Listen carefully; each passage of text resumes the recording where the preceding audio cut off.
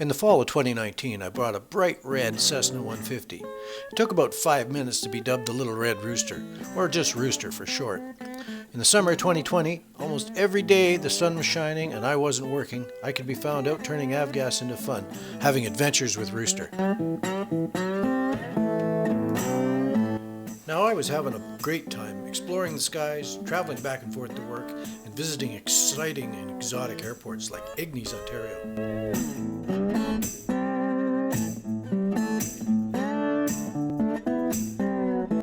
Taking friends and family flying and enjoying the freedom of flight.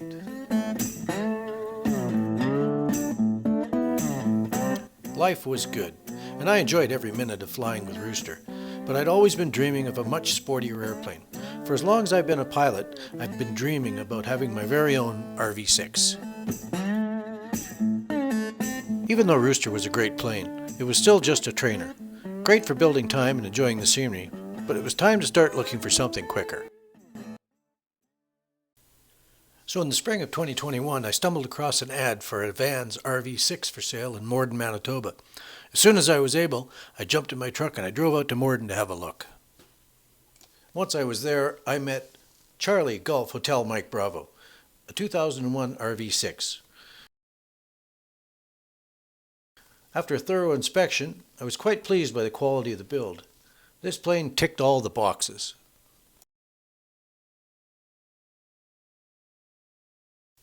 Some of the features I was looking for included a sliding canopy instead of the tip-up, standard steam gauges, fixed pitch prop, and it had to be a tail dragger.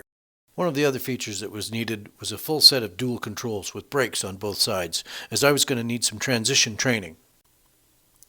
Now, being a 20-year-old airplane, there were bound to be a few signs of wear and tear.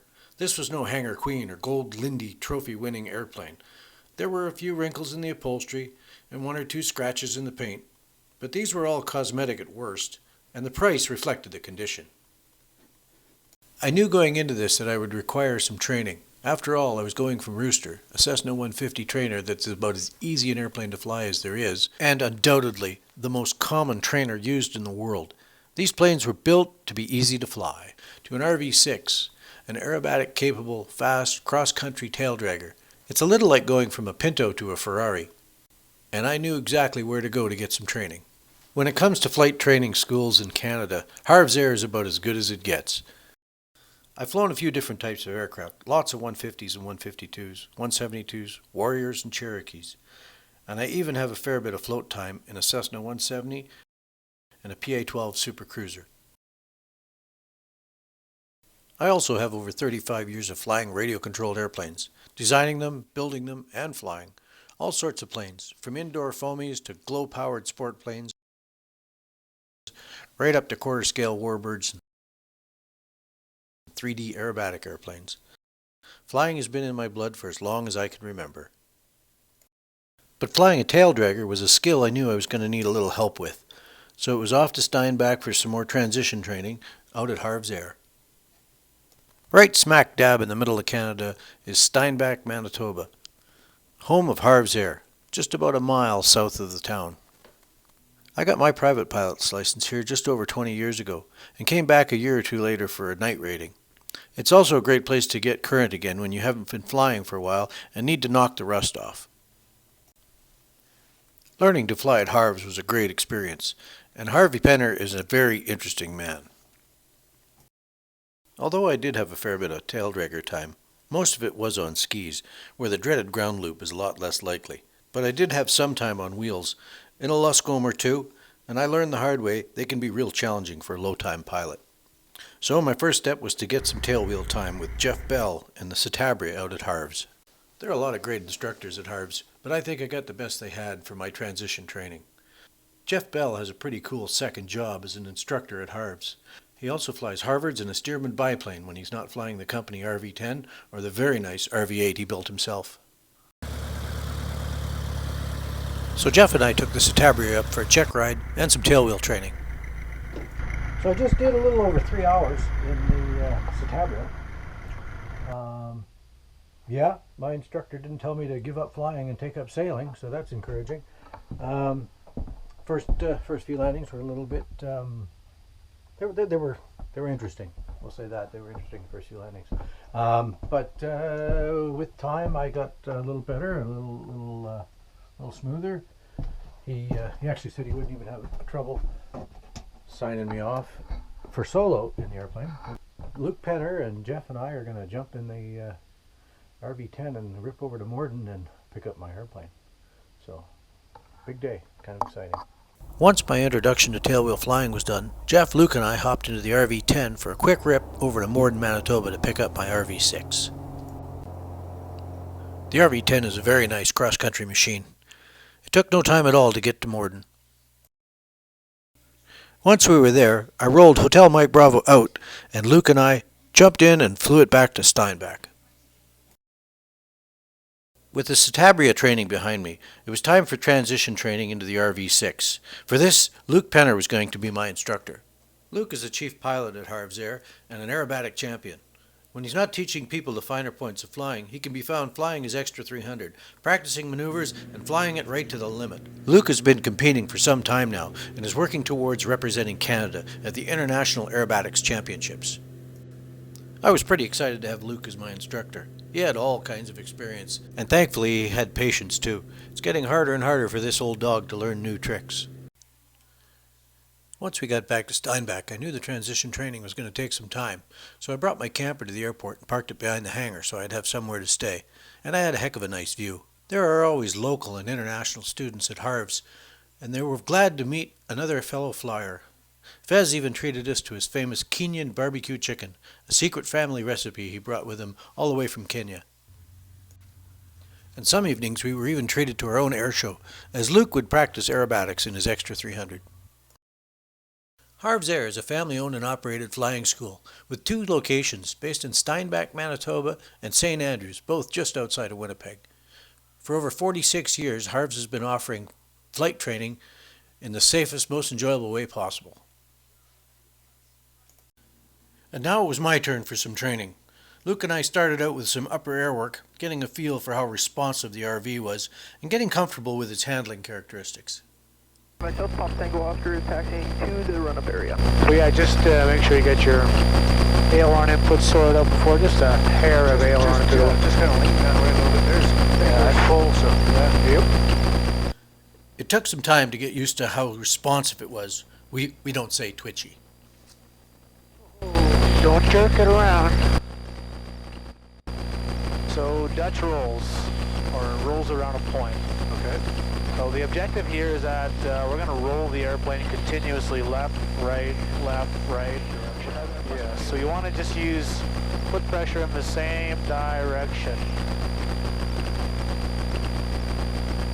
And you'll get a sense of what it takes. And if you do it correctly, the nose will just stay pointed at whatever you're pointing at, parallel to these roads. You ever done a wing over? Do you mind if I try one? Absolutely, go ahead. Yeah. Wing over, end up on the opposite heading. We'll climb for the first half, descend for the second half. We'll reach 90 degrees of bank when we're halfway through. All right. Speed is good. We'll pull it up. Halfway through is right there. Keep the G positive. Float through the top and then start unbanking. And then pull the airplane out nice and coordinated back on the opposite heading. It's a good exercise for that. Because if you do it twice back to back, then it becomes a lazy 8. Maybe you've heard of that before. Yeah. So gain some energy here and then smoothly pull. Just keep the nose moving right through the horizon, and we'll do it the other direction. Airplane takes no effort at all. Awesome. Start unbanking and smoothly pulling. It was right about here where we had a visitor come up and visit. Mike Taves came up with his RV4. And that's the first RV I ever got a ride in some 15 years earlier. Mike warned me it would be the $65,000 free ride. Okay, if I try a roll? Oh, absolutely. This is kind of the fun bit.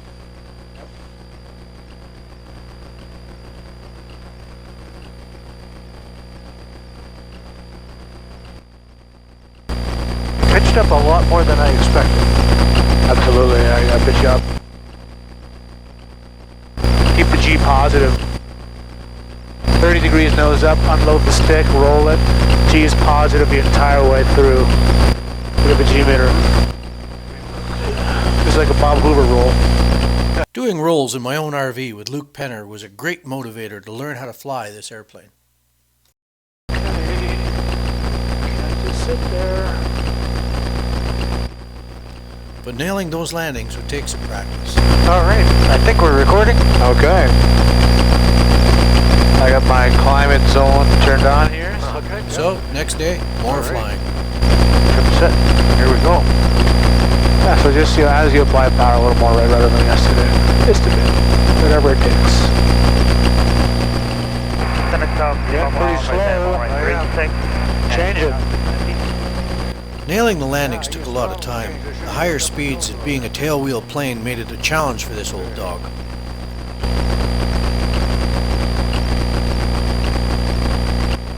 That, combined with the smaller runways in Steinbach, gave me an added level of difficulty. Okay. Steinbach South, take Bring my tail down. 2.5 to the east of Steinbach South at 2,900, climbing Light braking. 4,005, we're switching to first area. Steinbach South traffic control, Mike Bravo, short final 364, stop.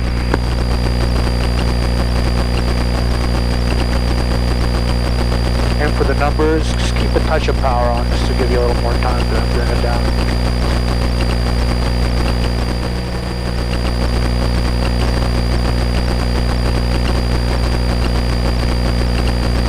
Okay, you're just along for the ride here.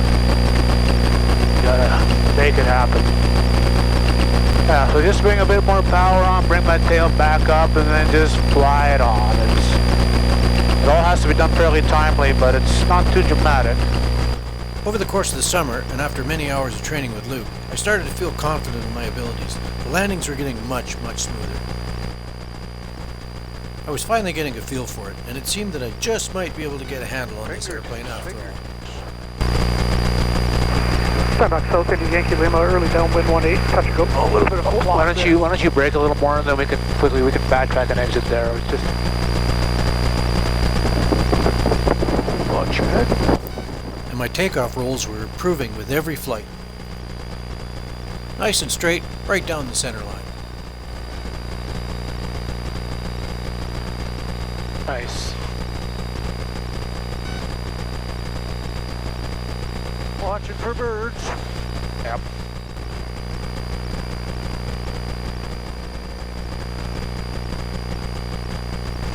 Soon I reached the big milestone. Luke was ready to let me go up alone. This was just as exciting as my first solo, some 20 plus years ago. You can go to the end. Go to the end? Yep. You can hang it right, and then I'll jump out there. And you can take it on your own. Watch your head. Good. And then you can stop on the pavement just past the line. And Steinbach South Hotel, Mike Bravo's down at 10. All right, Bill. Time has come. You're flying well. On this last one, best touchdown, I would have just a little more forward pressure. Yeah, I felt a little scared. It was kind of doing a little bit of a teeter-totter on the main, so it's kind of almost flying, almost on the ground. So just a little more forward there, and it would have been a little bit more solid. But no, other than that, it's all good. You're 5 for 5. You're flying well. Like you said, you got lots of gas, so if anything goes a little weird on you, I would say honestly, if you do any kind of big bounce, just go around. Because I mean, you can clearly do an excellent wheel landing. So, you know, knowing that, just go around rather than try to salvage something. Got lots of gas, you can try again. Dude, just keep doing what you're doing, enjoy, and you know, I'll see you in a bit. Watch for birds. Watch for birds. And just like that, it was time to go solo in my RV6. Off on my own for the very first time. I couldn't have got here without the help from Luke and Jeff. Their patience paid off, and I was able to fly my RV6 solo, and continue to learn with every flight.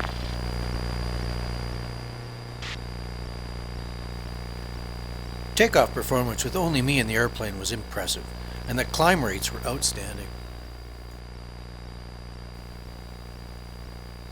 I spent a few hours practicing circuits solo in Steinbach. The small runway there makes you really have to nail your touchdown points and keep it on the center line. If you can land here, you can land nearly anywhere. Flying home to Dryden with its 150-foot wide, 6,000-foot long runway was going to feel like a huge airport. Now the only thing I needed was for some good weather so I could make the flight back home. Smoke from forest fires back home were limiting the visibility, so I would have to wait for it to clear. A couple of weeks later, the weather and the smoke had cleared back home. It was time for my first cross country.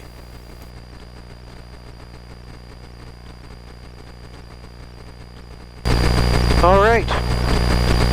Trim set. Seat belts are tight. Canopy closed and latched. Fuel pump on, mixture rich. Trim set, here we go. I'd made this trip with Rooster a few times, and it was usually 2 hours and change back to Dryden from Steinbach. Airspeed's coming alive. Keep it on the runway. And we're airborne. Steinbach, no traffic. Hotel Mike Bravo is airborne off the 18. We'll be departing to the east for 5,500. My wife was coming to pick up the camper and bring it back home, and I really wanted to be there and help her get it hooked up. But there was some weather coming from the west, and I needed to get going if I wanted to stay ahead of it. Looking back at the airport at Harv's Air, I was a little sad to be leaving, but I was really looking forward to having Raven at home. And Supercut Radio, Hotel Mike Bravo is turning final for 12. Hotel Mike Bravo, roger, report up the runway. The flight home took less than an hour. That was less than half the time it would have taken with Rooster. Now it was time for my first landing at home, CYHD. This runway looked huge. I managed to bring it down without bending anything.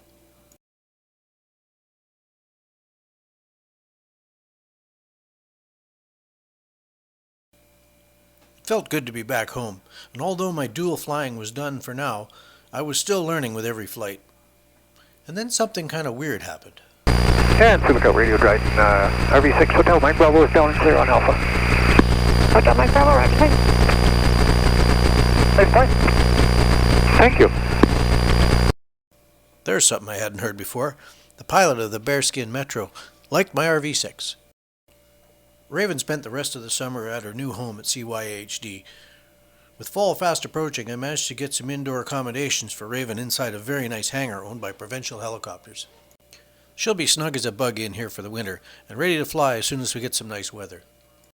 But until then, it's nice to know she'll be out of the elements and nice and warm. So that's how I spent the summer of 2021. I'm looking forward to many more adventures with Raven.